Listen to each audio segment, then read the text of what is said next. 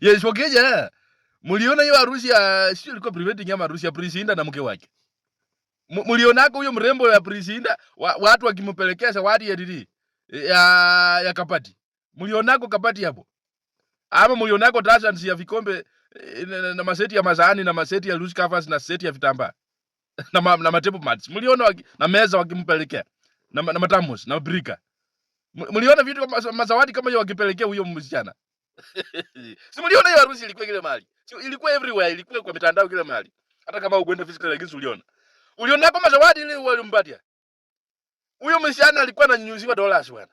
Dollars bwana. Ulikuwa unamnyunyuzia dollars. Na si hadi wameweka kwa bahasha, wanampatia $2 tu. Na muziki kwenda konga hapo. Dollars. Mpaka ikajaa tu chini akasimama katikati ya dollars.